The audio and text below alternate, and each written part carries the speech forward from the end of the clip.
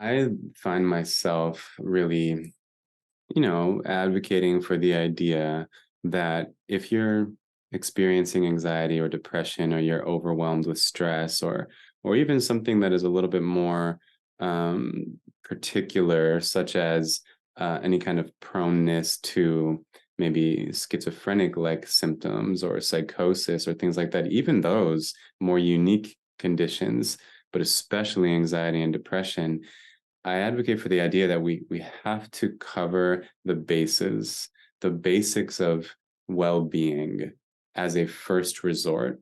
And one of my main critiques of, the general field of mental health is we tend to resort to very drastic measures before covering the basics.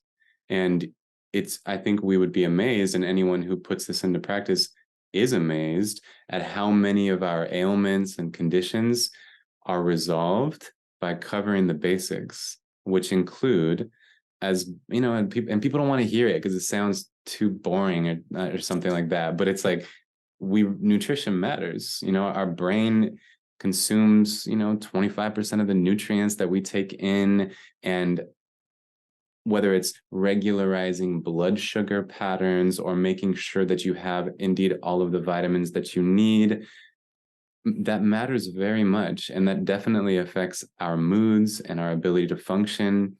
And then also rest and sleep. You've talked about that in every one of your books. It's a key part of staying sharp, is that a well-rested brain is a sharp brain. And this is another one where it's like, well, okay, yeah, but seriously, what should I do? But if a person really took time to focus on, regularizing their sleep patterns, who knows what will be resolved? Probably a lot. And not only resolved, but enhanced. So nutrition and sleep, and then also social connection. That's a very basic need that perhaps is underemphasized in all of our talk about how to be mentally healthy. We cannot be lonely. The detrimental effects of loneliness and a lack of connection are extreme. Yeah.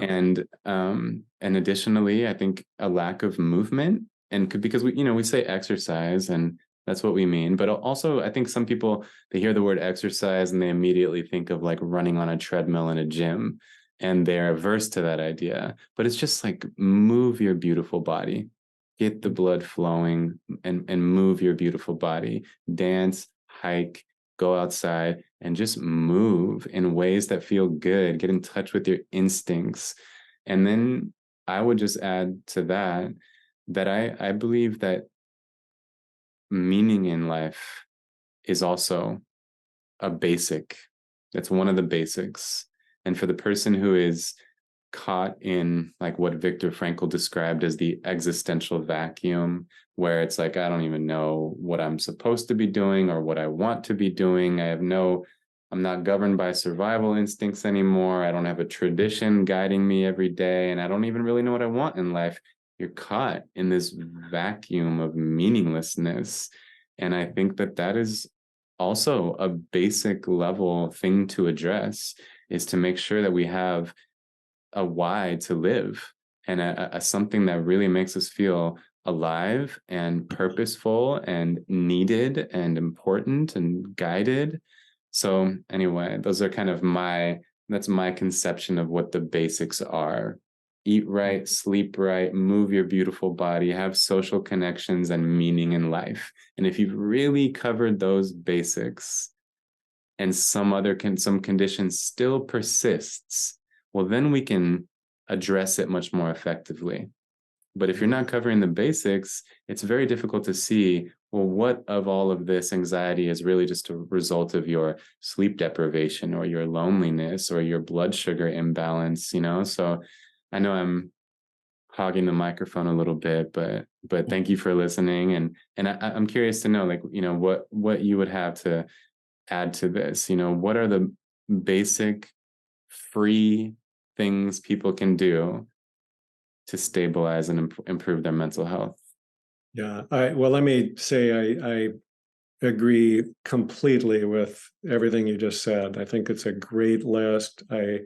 I want to reinforce a couple of things, but I love it. And I'll just tell you my three main pillars for Mhm. mental health. I talk about this frequently, and there's definite overlap with what you said.